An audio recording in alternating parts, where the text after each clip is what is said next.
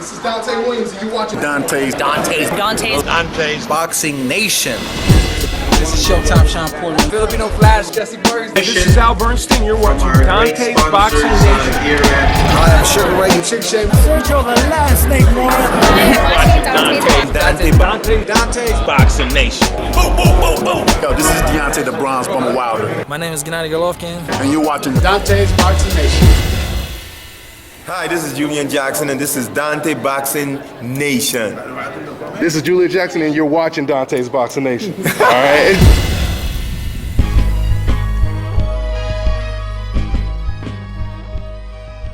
Dante's Boxing Nation, what's going on, guys? So I did an interview, a very long interview, with Gennady Golovkin's promoter, Tom Loeffler. And if you guys are wondering, yep, that's me, helping Gennady Golovkin get his gloves on to get him prepared for sparring. Now, when it comes to Gennady Golovkin, I actually like Golovkin. I think Golovkin is great for the sport of boxing. I like him a lot. But just because I like the guy doesn't mean I'm not going to hold him accountable, and I'm not going to criticize him when he or his team contradicts himself, right? It's no different than Danny Jacobs. I like Danny Jacobs a lot. Danny Jacobs is All-American, right? From my own home country. I like him a lot.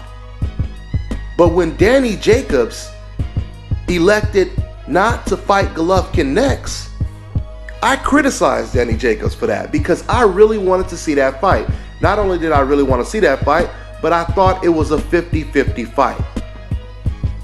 To see Golovkin in the ring with another fellow power puncher, you know, someone who had the skill and the confidence that Golovkin has, at least that's what I was assuming he had, I really wanted to see that fight. So once again, when Danny elected not to fight him, I criticized Danny Jacobs. When Billy Joe Saunders beat Andy Lee, I was expecting Andy Lee or Billy Joe Saunders to fight Golovkin next. He started talking crazy. I criticized Billy Joe Saunders. So the point that I'm making is, no one in this sport should be above criticizing. And that's the perception when it comes to Gennady Golovkin. I can criticize Danny Jacobs, I can criticize Deontay Wilder, but I don't have permission to criticize Gennady Golovkin? You must be out of your damn mind. I'll say this before I play this interview. Can you guys imagine if every fighter in the sport of boxing was treated and created equal? I mean, just imagine if fighters like Deontay Wilder, Terrence Crawford, Floyd Mayweather, if they had the type of backing and support from the mainstream media in their own country that a fighter like Gennady Golovkin has. Wouldn't that be great if all of these fighters were respected the same way? I know that's just hopeful and wishful thinking, but it is what it is. You know, one of the greatest things about social media today, and especially the YouTube platform, is you get to document and archive everything that you say. So when it comes to me, I don't have to just tell you that I've said this and that in the past. You don't have to take my word for it. I can show you the proof, right? I can show you the evidence. So when it comes to Gennady Golovkin, I have tons of videos where I was praising him and giving him his props. For example, when he was coming up, before he started talking about fighting anybody from 154 to 175, I was putting a lot of pressure on Sergio Martinez, which I talked to Tom Loeffler about, that you guys are going to hear it. But I was putting a lot of pressure on Sergio Martinez, saying he needs to fight Gennady Golovkin. And if Sergio Martinez doesn't fight Gennady Golovkin, then he needs to forfeit the title, and the best fighter at the middleweight division is Gennady Golovkin. These are the type of videos I was making before, okay? And that's where we are right now. So anyway, I'm gonna go ahead and get into this interview. Now, like I said, the interview was pretty long. Once again, Tom Loeffler, very cool guy. We ended up talking for so long. We were in the media room, and we didn't even get to eat. Well, actually, I didn't get to eat, but I saved Tom Loeffler so he can eat because they were taking the food away, and I made sure he got to eat at the last minute. So in this interview, we talked a lot, obviously, about Gennady Golovkin versus Andre Ward, versus Erislandy Lara, versus James Degale, versus the new super middleweight champion Gilberto Ramirez. And Golovkin's promoter, Tom Loeffler, he had a lot to say. So let me go ahead and play this interview for you guys. That's all I got for now. I'm on to the next one. We're going with double angles? Yeah, we'll tag team. Okay. You need her for the intro. Yeah, absolutely. He said we need her for the intro. Yeah. Dante's Boxing Nation over here with promoter Tom Loeffler. How you doing, man? I'm good. Dante, how you doing? All right, you over here. We're in the media room right now for the Pacquiao versus Bradley fight. It's been some big knockouts earlier today. Yeah, some great fights, yeah. Or big fights, I should say. I think next week on that. Okay. And the big one, your cash cow, Triple G. Triple G. We always like talking about Triple G. I know that's your favorite fighter. Of course. I watch your videos. You always is saying how he sells out all the arenas. He sold out Madison Square Garden. He's going to sell out the Forum. And he's got a tough fight. Dominic Wade. Look, Dominic Wade's another young, hungry, undefeated guy. He's IBF mandatory. Comes from D.C. Had a solid amateur career, and that's going to be, people keep talking about a fight with Canelo, or what are you going to do after that? If he doesn't get past Dominic Wade, there is no Canelo fight. There's nothing to talk about past that. So him and Abel are definitely focused on that fight. And for the record, Tom, I drove all the way out to Big Bear, to hang out with the man Golovkin. You were with Abel up there. He is one of my favorite fighters. I just got to make sure, we get to see the fights that we want to see. That's all, And I know he's pressuring Canelo Alvarez, but like you just answered. Well, it's nothing personal against Canelo. I just want to clarify that. Look, Canelo's one of my favorite fighters. I think it's very exciting when he had the knockout over Kirkland, when he beat Cotto. I like watching Canelo fight. It's just when Sergio Martinez had the WBC title, he chose to fight Cotto instead of fighting Gennady, and then Cotto chose to fight Canelo instead of Gennady. Mm-hmm. So it's like we're going down the list, but at some point now we got to enforce that mandatory position, and so if Gennady gets past Wade, the winner of Canelo Khan has to fight Gennady, or they're going to jeopardize the WBC title. I know, but we have to look at the option of them not choosing, because that's it's a good chance that Canelo may not fight Golovkin. Ever since we couldn't make the Chavez fight, so you can't force someone to get in the ring with Gennady. So if they choose not to, then the next option would be Billy Joe Saunders. Billy Joe Saunders is fighting a week. The interesting thing about the middleweight division is Gennady's fighting April 23, Saunders is fighting a week later, April 30th, and then Canelo is fighting a week after that on May 7th. So you got the three middleweight champions fighting in 3 weeks. And Gennady just wants to prove who's the best. And a lot of people still have Canelo rated above Gennady as a middleweight, and so he's a lineal middleweight champion. He's a WBC middleweight champion, and so that's where Gennady's focus is. If Canelo doesn't take the fight, then he's going to go after. We're going to make another offer to Saunders about unifying with the WBO title if Saunders beats Bursak. Now there was Abel Sanchez that was constantly telling me that Golovkin, he knocks out cruiserweights and he'll most likely be at light heavyweight. He spars with cruiserweights. That's true. Yeah. So what I'm saying is, if he doesn't get the Saunders, does he plan on staying at the middleweight division or moving up? Because Bob Arum said he would like to match Gilbert Ramirez. Of course, true. Ramirez has to get past Abraham, but he even wants to match. That's going to be a tough fight. That's a tough fight for Ramirez. I think that's a close fight. I think that's a 50-50 fight, Abraham and Ramirez. But if Ramirez does win, Bob has said that he would want to match him up. And if we can't do the Canelo fight, if we can't do the Saunders fight, I think a fight with Ramirez is a great fight. If that comes to be, I think that's a great fight. I think a fight with Danny Jacobs is a great fight. Look, Danny Jacobs just had a huge win over Peter Cohen. Can you imagine Gennady versus Danny Jacobs in New York? That would be a huge fight. That would be huge. But Danny, he said he didn't want to fight Golovkin though, right? I don't know.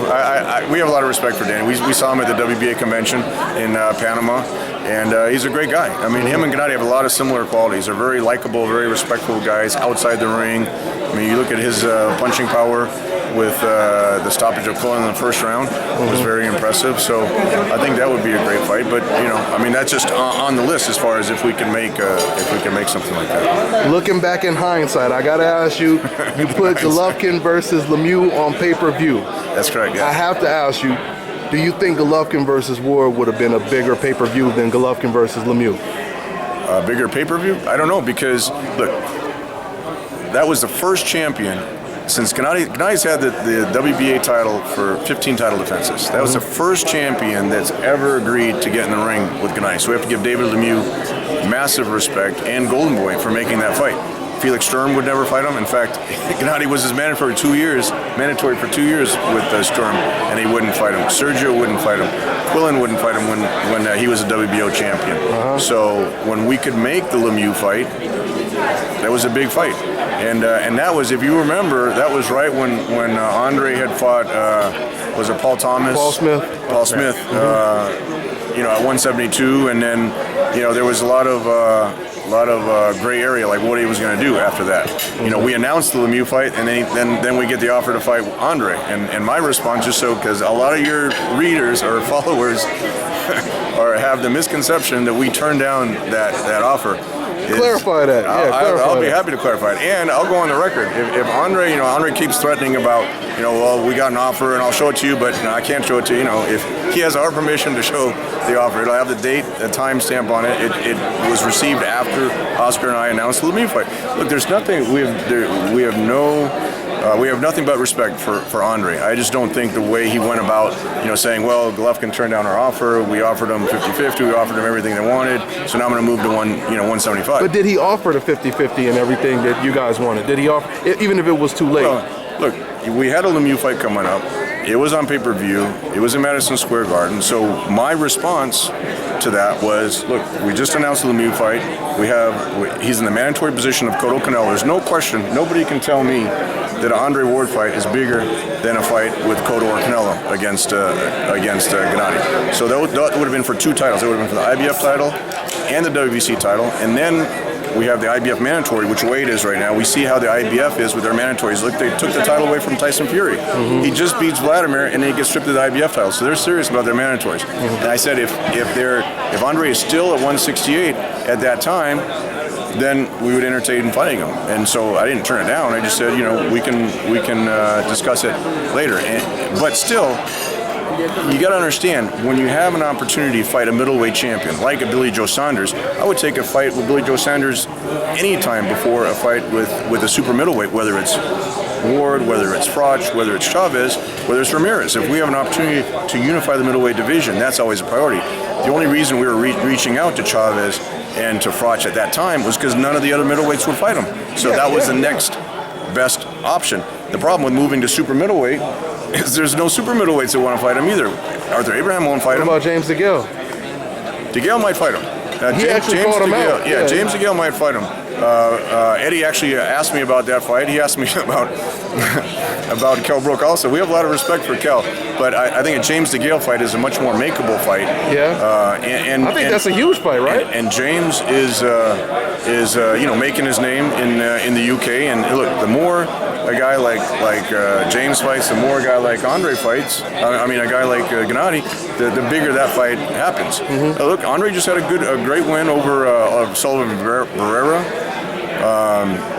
And then if he has the fight with Kovalev now, if he beats Kovalev, now all of a sudden he's back at the top of the game, and now you're talking about a big fight right there. So we never diminished Andre's skill in the ring. I think he took some shots at Gennady, they turned it down. He called him Little G, but remember, he called Floyd Little Floyd also. He said, he'd fight Little Floyd at 160. So he also said Floyd is like his favorite fighter too, though. Not at that time. I think he was kind of calling him out, but I don't know. You might know better about that than I did. But we never took anything away from Andre's skills. We always have a lot of respect for that. The only thing we were saying, and I think Abel was the most vocal. Yeah, Abel was the most vocal, calling him diva and But all kinds of it wasn't stuff. Gennadi's fault when he was going through the issues with Goosen, when he had the injuries. It's like that's not Gennadi's fault. That's when when we made the Edwin Rodriguez, when he fought Edwin Rodriguez. That fight would probably have been makeable at that time, at 2013, because Gennady was still building his name. Would it have made sense for both guys? I don't know. At that time, Gennady was coming up. Andre had just beaten, Chad Dawson, so arguably he was right there. But then, he had the 2-year layoff, and then he fought a guy like Paul Smith, and then, so it's a lot of back and forth. We're not blaming Andre for not making the fight, and certainly I don't think, our side can be blamed for making that fight, because, if that fight was a makeable fight, we would have made it by now. Mm-hmm. I mean, now you say it was too late when Andre Ward offered you guys a fight, but when Canelo fought against Cotto, they had to get past, James Kirkland and what was Degale or Gill. So they had already made an arrangement to fight each other, even though they already had a fight in place. You guys couldn't do that with like an Andre Ward, like fight Lemieux and put it in the contract as long as he gets past Lemieux, he fights Ward next. That fight wasn't made yet. They had Cotto, chose to fight Gill. He was supposed to, if you remember, that Cotto-Canelo fight was supposed to happen in May of last year. That's the whole reason at the convention when Ramirez asked, okay, we'll have one voluntary defense for Cotto. That was supposed to be the Cotto-Canelo fight in May. Cotto then chose to fight Gill, and then they needed our permission to go ahead, and WBC asked us a favor, please, let this fight go on for the sport of boxing, Cotto-Canelo. With the Lemieux fight, it was a completely different situation, because we didn't know what was going to happen in the Lemieux fight, and we already had the mandatory position of the winner of Cotto-Canelo. That's the thing. If it was just like a one-fight thing, but, Rock Nation also represents Cotto, so when they made the offer, they knew, our position for the Cotto fight. And then the problem was, again, it's with the IBF. If we can get the IBF to give him an exception, that's one thing, but now you're stretching everything out. If you get an exception to fight Canelo, then you get an exception to fight, now you're starting to walk on thin ice with the mandatories. That's the whole thing. And then, clearly, if you ask my opinion, I think, Andre was struggling to make that weight. If he fought Paul Smith at 172, look, if you're at that time he was a 168-pound WBA champion. If you're coming back, wouldn't you defend your WBA title at 168 if you can still make that weight? I don't know. That's not for me to ask. That's for Andre and Virgil. But again, it's not. There's nothing disparaging that we're trying to say against Ward. It's just he moved up. And I just have to say, Chavez also struggled to always make 168. That's true. He would come in almost like a cruiserweight, So I think that was, when we were talking about it, it was early, but there's no question he would fight at 168. He'd weigh in at 168 and then come in the ring at like 190. Yeah. There's no secret there. And half of the time, not even make weight. Right. But that was during the time when we made those offers. That was during the time when Andre was having his promotional issues or whatever. You can go back through the timeline. But had there been a champion that would at middleweight that would have fought Gennady, we would have made that fight. We wouldn't even have made an offer to Chavez or to Froch. Froch just sold 80,000 tickets. In Wembley Stadium. He was posting photos about I'm too big and too strong for Golovkin. I said, call Eddie. That's fine. If he wants to fight, we can make that fight. But then then he retired, and look, that would have been a huge fight. That was a big fight. I wanted to see that. Any fighter that goes out of their division. Look, when Floyd moved up to 152 and won those 154-pound titles, he didn't fight Lara. He fought Canelo. And that was a huge fight. Arguably Lara and Canelo, they're both great fighters. But it's one thing to prove, okay, I'm going to move out of my weight division and fight a good guy, or is it a huge fight and are you going to move out of your division? Yeah. That's the only difference there. Look, Andre wouldn't move up to 175 and then just fight, some regular guy, like a guy like Beterbiev or something like that. Beterbiev's a great fighter, but he's not on the same. But Pereira is good too, though. I mean, Cuban amateur pedigree, undefeated, number one contender. Sullivan trains with Abel, and he trains with Gennady up there.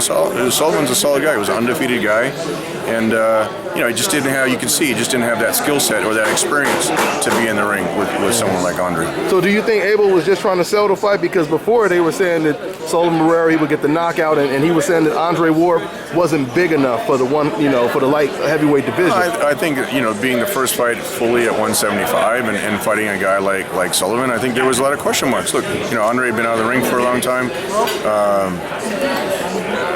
Moving up to the division, so you never know. But the difference there is, had Gennady moved up to 168, he wasn't talking about fighting just regular guys. He was talking about fighting the biggest names, whether it's Froch, whether it's Chavez. I mean, those guys were all solid guys. Froch arguably is Andre's biggest win. When he beat him in the Super 6 tournament. So for Golovkin to say, okay, I'll fight that guy and go to England to fight him. I don't think anyone can question Golovkin's choice of where he's going to go. I agree with that. That was a good fight. My only thing is, it seemed to me like he just didn't have any interest in Andre Ward. But yeah, let's go ahead and move on. So James, if Andre. Here's the thing. When Andre was at the peak, when he beat Chad Dawson, when he beat the Super 6, now all of a sudden, that's a big fight. We did a lot of work. Golovkin is the most active champion in boxing. The most active world champion in boxing. He's fought 11 times. That has an asterisk by it. Since if I may interject. An asterisk? Yeah, just because the names he's fought. It's easy for him to fight a Murray. Okay, well, it's easy for him here's to the fight. asterisk. Who else would he have fought? That's your job. I mean, I think Adesanya Lara. If you look at the rings, Martin Murray was the #1 rated guy when he fought him. Martin Murray arguably beat Sergio Martinez in Argentina. There were 2 knockdowns, only one was called. Martin Murray was not an easy guy. Matthew Macklin was not an easy guy. Macklin just beat Brian Rose over in the UK. Lemieux. Look, Lemieux is one of the biggest punchers. When Lemieux beat Rosado, when Lemieux beat Endam was a champion when Quillen beat him. Everyone, Quillen was the WBO champion because he beat Endam. So Lemieux beat Endam. Lemieux beat Rosado. Big puncher. And if Gennady dominated him the way he did, who else are we going to get besides those guys? What about Lara? What about Lara? What about Lara? I talked Lara's to his. Very active on Twitter, but I know his manager, and they've never approached me. Lara. So if they approach you, would you guys? Because he, arguably, some people say he beat Canelo and he fought on pay-per-view. So he has a name. He has a buzz. Canelo won that fight, but either way. Either way. Lara's another guy who's a great fighter. He's a great fighter. Is he a marketable fighter? I don't know. I mean, that's. But he fought on pay-per-view. You don't think that would help, like Golovkin? Well, again, I mean, maybe back 2 years ago, but now where he's unified the titles. Now he's in the position where he's either going to get the WBC title or get a big fight. Now we're talking about unifying with Billy Joe Saunders. I mean, Lara. There's no question he's a solid fighter, but. Is that a bigger fight than going to the UK and fighting in a soccer stadium against Billy Joe Saunders? But Billy Joe Saunders is not going to take the fight. We know Billy Joe. Tom, we know. Why didn't Floyd fight Lara? I want to see those fights. Why didn't Floyd fight Lara? Why didn't Floyd fight Lara? Yeah. I mean, why don't we switch the question around? Why did Floyd fight Canelo instead of Lara? But Floyd is fighting at 140. Okay, there you go. But also Floyd is fighting at 147. I mean, he's already moved up 5 weight classes. Look, that's a little different. I don't want anyone to misconstrue that. No one's questioning Floyd's skills. No one's questioning the fact that Floyd has fought a lot of great fighters in his day. I'm just saying, when he moved from 147 to 152, he fought Canelo. 22-year-old Canelo. Yeah. Canelo now is 25. He's a solid guy. If for some reason he doesn't fight this year, he fights next year, he's going to be 26 in the prime of his career. If Golovkin fights him, whether he's 25 or 26, that's a much different Canelo that's in there than when he was 22 and, doesn't really have his man strength at that point. But that was a great fight. Look, Floyd and Canelo was the biggest fight at that time. History. Before the Pacquiao fight. And people said Floyd was ducking Canelo too. You got to remember that. Well, I didn't say that. I don't know about all that. Tom, we want to see. Not you. We want to see Triple G. I mean, we want, as I say all the time, I think Triple G is the best fighter right now. I'm not saying the best boxer. I think Triple G is the best fighter we have today. I think he's the only one with 21 knockouts in a row. Whether you question his opponents or not, look, if there was another fighter that said, there's another champion or another middleweight that's like up there and say, okay, you pick this guy instead of that guy, he can never be accused of that. When he fought Gabriel Rosado was a junior middleweight, but he was a #1 rated, he was a mandatory challenger at 154. We even said, "Okay, we can fight you at that time at 158 to try to make it, for Rosado." And he said, "No, I want to fight at the full 160-pound division." So we had a lot of respect for that. That was Rosado when he fought Macklin. Macklin locked down Sergio Martinez when they fought. And look at Gennady took him out in 3 rounds. You got to look not only at his opposition, but how he's beating these guys. I just want to see him in a big fight sometime. I want to see him in a big fight too. Saunders is a good in a big fight. Saunders is a good Talk fight. to Canelo. Saunders ain't taking the fight. Talk to Canelo. Saunders is They Jacob. offered him more money. They're not taking the fight. He's not taking the fight. Well, that's not Golovkin's fault. That's not Golovkin's fault. Saunders might take the fight. You think he might take it? I think he wanted to make one title defense, which is fair. Look, Canelo wanted to make a title defense too against Khan. So, he just won the title. He's making a title defense against Max Bursek. But I think after that, now you're talking about, okay, now, he's defended the title. I have a feeling he'll fight, whether it's in the summer, whether it's in the fall. I think we can make that fight at some point. And Tom, and I also want to let you know, when Sergio Martinez wouldn't fight Golovkin, right. I had Golovkin's back, and I made a lot of videos talking about how because they kept. You remember when Lou was calling out, and Lou's a good friend of mine, but Lou was calling out Chavez with Sergio, and then when Gennady was there, and then Lou said, he's not going to let Sergio anywhere near Gennady. Yeah, because I remember Sergio, first Sergio said that Golovkin, he had to fight one of my opponents, and then he beat Macklin. And then he said... That was a big fight. Yeah, at that time, a lot of people thought, well, Gennady's overrated and all this stuff. You got to look at it in context. If Gennady was this guy that, is picking and choosing different fights voluntarily, but when he fought Macklin, a lot of people thought Macklin was going to give him a tough fight because he gave Sergio a tough fight. And when the way he took him out, blew him out. Even a guy like Ishida, a lot of people criticize Ishida, but Ishida was never stopped ever. He went the distance. He fought Pirog, who knocked out Danny Jacobs. He fought Pirog the distance, 12 rounds in Russia.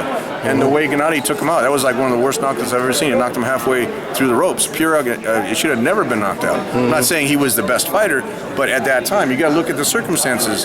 In Monte Carlo, you can't get the biggest name over there. So do you get criticized for trying to stay active and fight those guys, or does he sit out and wait and fight like one time a year? And even if he still waited, look, if we were waiting for Chavez to fight him, he'd still be waiting right now. And that's not disrespect to Chavez. I know he was going through his own issue with Top Rank and the contractual thing, but I know for a fact Arum offered him a ton of money to fight Gennady, and if he lost, even more money. But again, I wasn't on that side, so I don't know all the intricacies of that.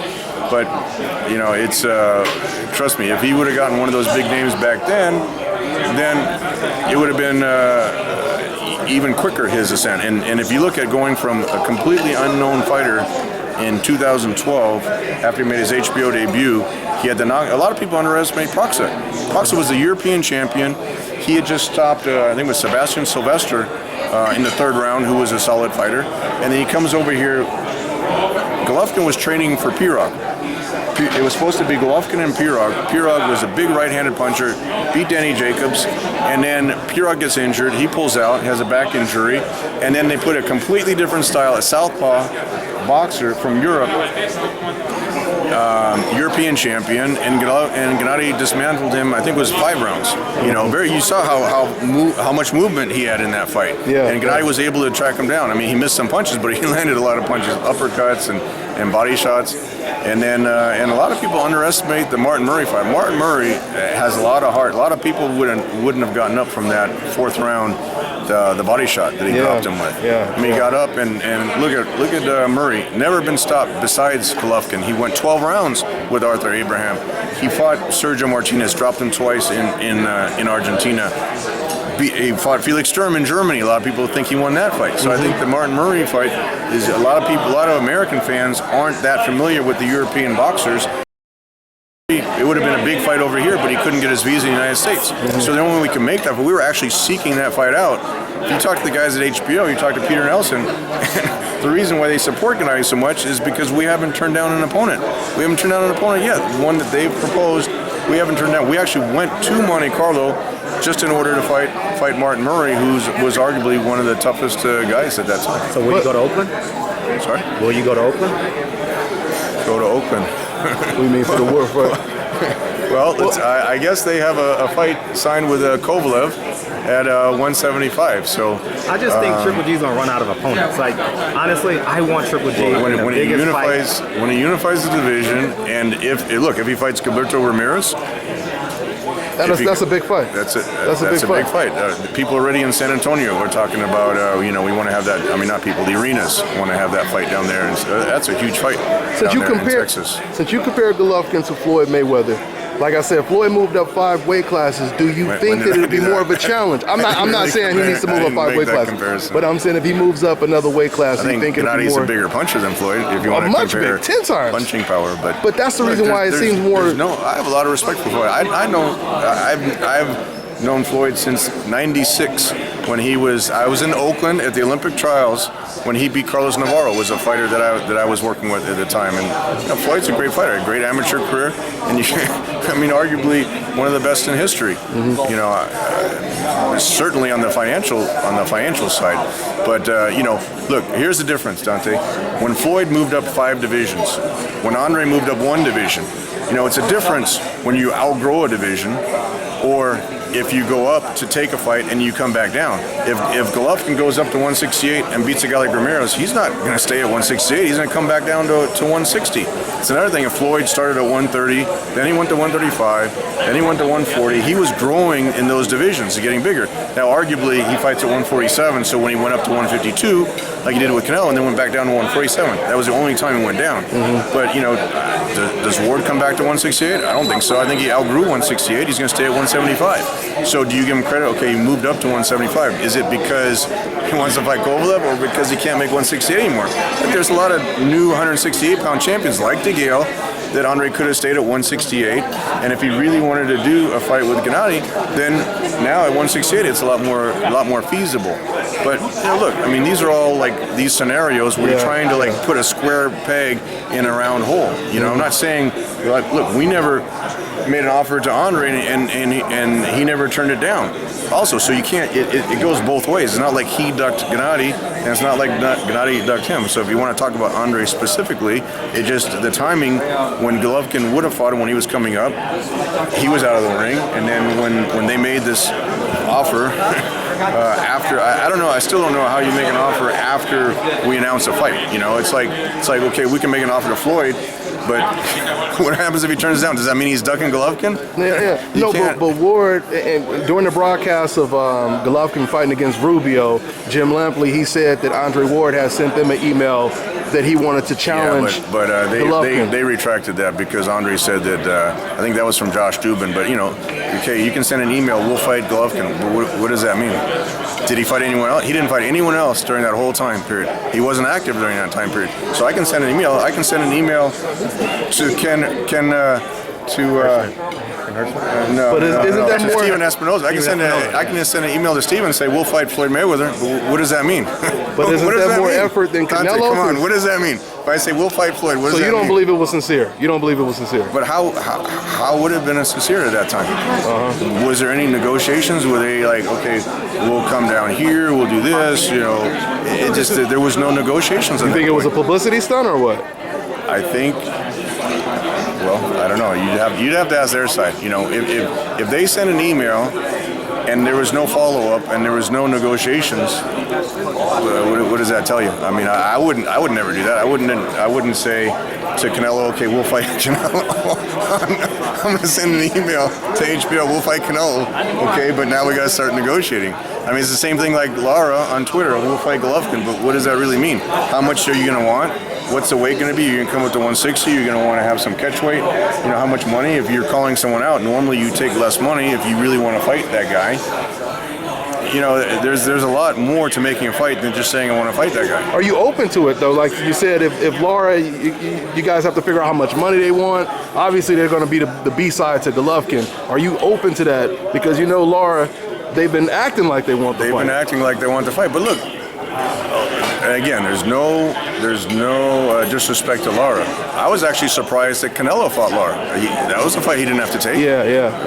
If you want to talk about A sides and B sides, that was clearly a dangerous B side for that fight. But they're in the same division. That's a much easier fight to make. If we don't have another middleweight champion, if we don't have a mandatory title defense, and if there's not a more attractive opponent, then sure, a fight with Lara, it could be entertaining, but how much money is he going to want? What are the other conditions that they're going to want to have? And then, so why don't you guys sit down and just see? I mean, why don't you don't want to do that? No. I mean, if Saunders, what if Saunders doesn't want Lara to fight? sends us an email? What if on the HBO broadcast, his manager says we'll fight Golovkin? What does that mean? Really? I mean, that's the same thing that you're saying that happened with Ward. Everyone knows he's the mandatory for Canelo and Amir Khan. Everyone knows that's his top priority. Everyone knows he wants to fight Billy Joe Sanders to unify the whole. Now it's like Gennady is getting criticized for wanting to fight other champions. When has that ever been in the history of boxing that a champion wants to fight another champion in a unification fight? It's usually the champions try to stay away from each other. I want to keep my title as long as possible.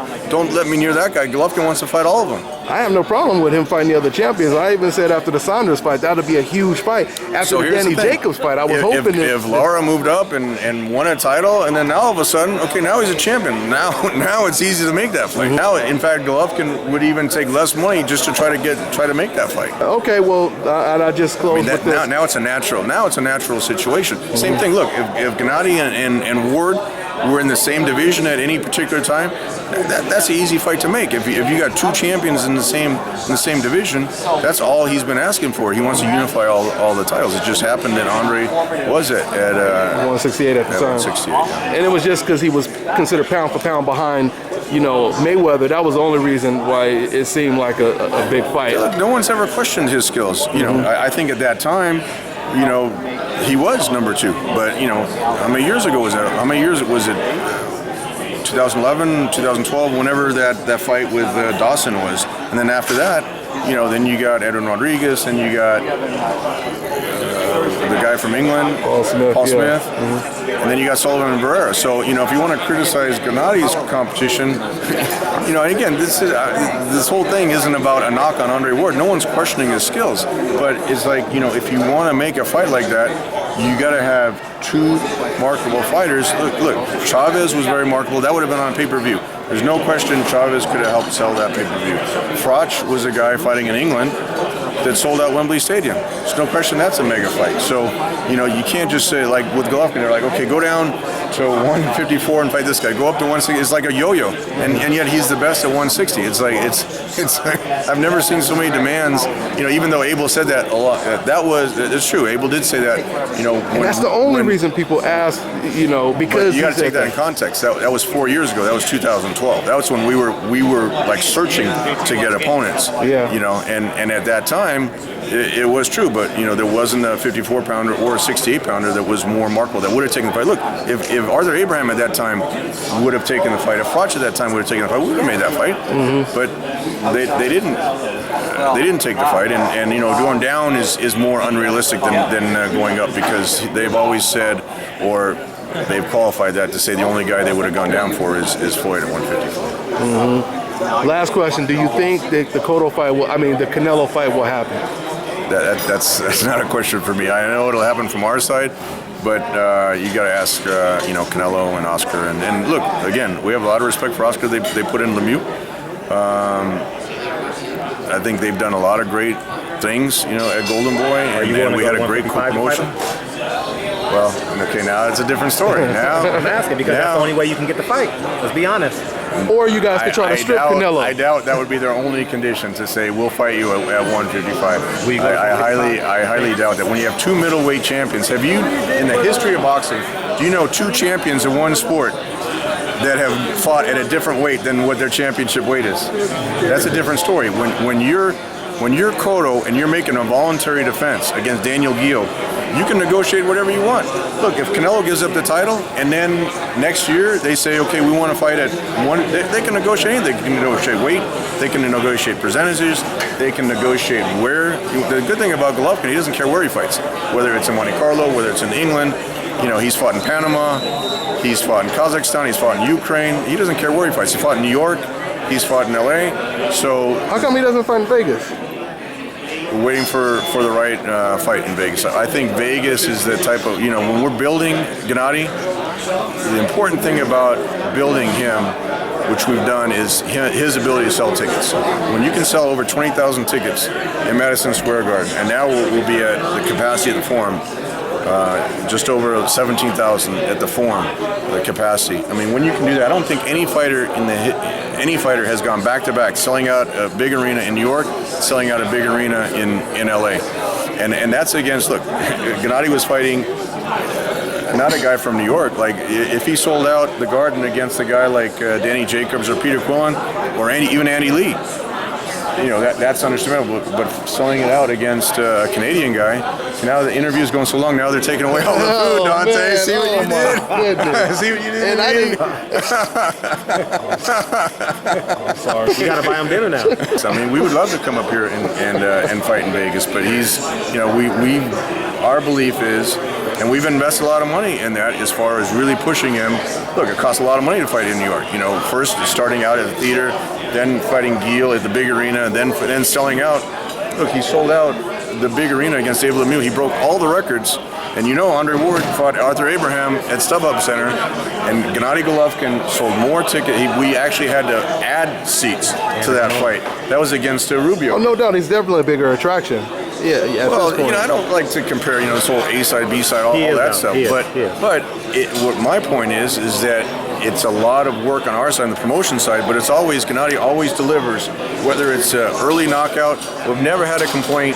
Even with the Rubio fight, it was a second round knockout. No one's come up to me and said, we spent all this money and you knocked him out in 2 rounds. They're like, oh, when's he fighting again? Mm-hmm. They want to see knockouts. They have 21 knockouts in a row. And if you want to critique the competition, if you can say, we should have fought this guy instead of that guy. Any other scenarios would have been unrealistic. Whether it's especially now that he has 2 titles and he's the interim champion of the 3rd title. Now it's he's got mandatories coming up, and he definitely wants to unify the division. Hi, you're watching Dante's Boxing Nation.